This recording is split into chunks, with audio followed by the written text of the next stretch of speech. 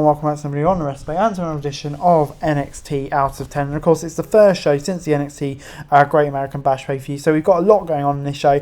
All of the fallout from that and everything that went down. Obviously, we've got new tag team champions.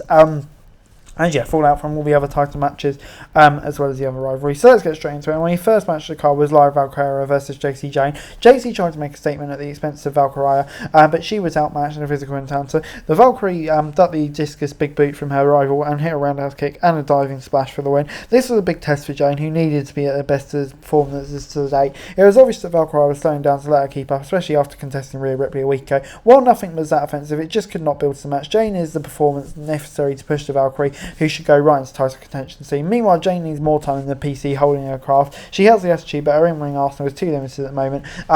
Some more moves probably needed to vary it up. But at the end of the day, there's a reason why she's in the Performance Centre. And yeah, it wasn't a terrible match to kick off the show, so it gets 6 out of 10 from me.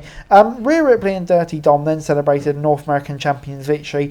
Dragon Lee arrived to challenge Dirty Dom. Rey Mysterio appeared on the Titantron to announce he would be in attendance next week for the title match. This wasn't the most exciting way to set up the title match as expected, but it served its purpose. Dirty Dom and his father will be face to face again next week. The stage is set for Dragon to dethrone Mysterio and bring the title back to NXT, but nothing is certain. Putting the match on a random episode of NXT could not single well for the Luchador. But yeah, I don't know. I kind of still feel like having Rey Mysterio on this really, kind of brought it up a level. The Judgment Day sticking around as well. I do kind of like it as well. So yeah, on the whole, this was good stuff. It was then time for Dijak versus Eddy Thorpe. Dijak injured Eddy Thorpe's left arm early in the bout, and it made it hard to take advantage of his own office. Hard Justice then took advantage, sealing his victory with a discus boot to the injured shoulder. This was shorter than it should have been, but the two men managed to maximise their minutes. Dijak needed this win, but Thorpe's also losing serious momentum following his NXT Underground victory. Hopefully the next match between these two will be more two-sided, no matter who wins. But yeah, I do feel like there is a storyline to tell. So it wasn't bad, but yeah, I think maybe the booking could have been a bit better. So yeah, I'm going to go down the middle and give it our average 6 out of 10. Before it's time for Valentina Ferros and Leon versus Elektra Lopez and Lola Vice. After Lopez and Ferros took each other out, Vice caught Leon with a surprise super kick to seal the W. The action was short and forgettable, where the result made very little sense. After spending the past couple of months building up Leon and Ferros, they could go back to losing without Fraser and Dragon Lee in their corner.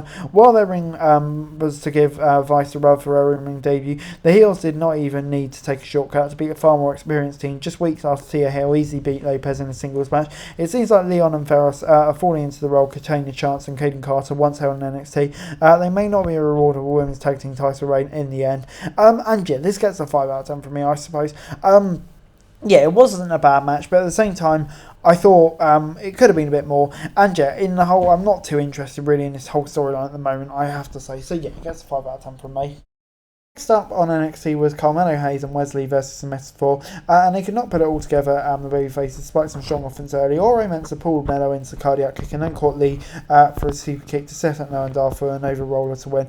Afterwards, Mello and Lee argued about the end of the match. The A champion tried to brush it off, but the former North American champion was unhappy, setting up Mello v Lee smart booking. The two have carried NXT for the past year, and the A champion lost Lee on his way to the title. However, NXT does not rush its anger. Eating away at Lee can make the story special, and the Metaphor getting a big win is massive for them as well. And yeah, the stable's growth should be really good here. So yeah, this gets a 7 out of 10 from me. This was really good, sets up a great feud, and gave the heels a really big win too. Before it's time for Baron Corbin versus Chase U's Andre Chase. And Andre Chase was no match for Corbin, especially with the distraction of the dejected Tia Hill at ringside. Corbin winning with the end of the days. It was a fine match, so it's more about the story and the action. Hill's clearly unhappy with Chase for giving up on her behalf. The latest drama in Chase U should keep the story moving for a while longer, and it's still not quite clicking for Corbin, even with a better entrancy. Picking up a win and getting some momentum is much needed, but yeah, I think it needs more than that to really get him back to where to be honest, where he can and should be. But yeah, I don't know, I'm really enjoying the whole Chase U stuff at the moment as well. So on the whole, I'm going to give it a 7 out of 10 from me. Yeah, that's really entertaining. And like I say, the match wasn't bad at all. Mainly about storytelling. And yeah, it'd be interesting to see where Thea goes. Kind of feel like it could go either way at this point, to be honest. But moving on into our next match, which was the Creed brothers versus the Schism. And the interrogation of the masked man supporting the group. Joe Gacy told the followers of Schism worldwide to find them and bring them to them.